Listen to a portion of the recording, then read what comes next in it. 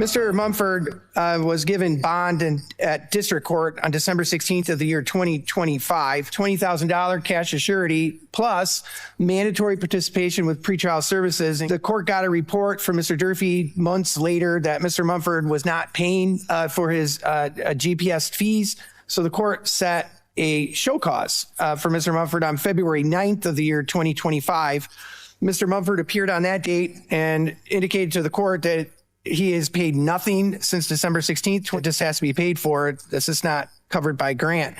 In any event, Mr. Mumford assured the court that he would pay, and the court, instead of revoking his bond on that date, considering he's paid nothing, adjourned the show cause for 30 days to see what he could or would do. Mr. Mumford did not appear. The court was about to issue a bench warrant for his arrest, but Mr. Johnson, who was here, reminded the court that this particular circumstances of a failure to appear, the court must give him 48 hours to turn himself in before a bench warrant would issue. Mr. Mumford was here today, 48 hours from Monday at 11, would have been today at 11, and he just got here just in the nick of time.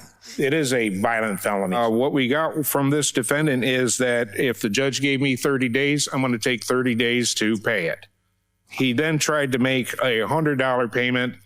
I spoke with the defendant, also Mr. Johnson, and said that that is not going to be good enough. He has routinely failed to check in with us. If he does check in, he does check in late. It appears that every opportunity he will put his toes up to the line and press his luck. And at this point, my office is wasting resources. Participation in the program has become very labor intensive. Thank you very much, Mr. Durfee. Mr. Johnson, anything from the defense? Sometimes remind my younger clients that your freedom bill is the most important bill that you have. I have talked to my client about the importance of checking in.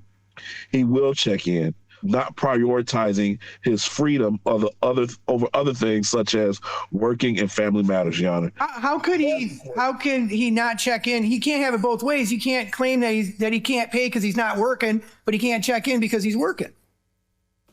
Well, yeah, I believe my client was trying to find employment and do. So he couldn't call in because he was trying to find a job? We concede that my client has not prioritized this court and his freedom the way he should.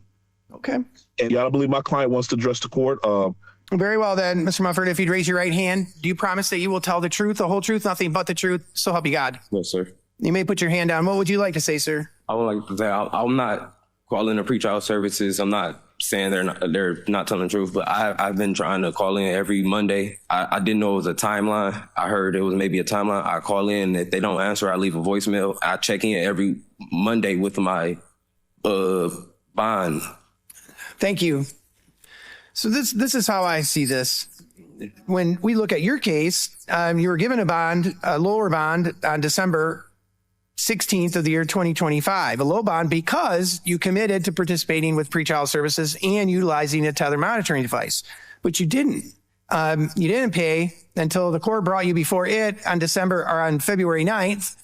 You said you couldn't pay because you didn't have a job.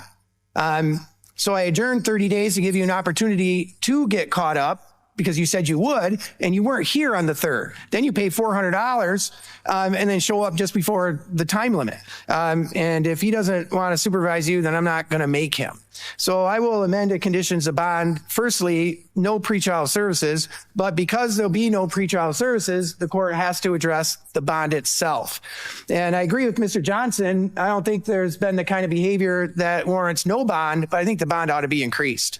Plus, you've got warrants out there that haven't been taken care of. Several warrants haven't been taken care of. I think what's appropriate in this case, based on your performance on bond thus far with this court, would be an $80,000 cash or surety bond. That will be the bond that will be set, and no pretrial services moving forward. We'll let your bondsman assume the risk of your appearance. If you can go with the deputy, if you can post that, all conditions will be the same except no pretrial services. Thank you, Mr. Johnson, for making yourself available.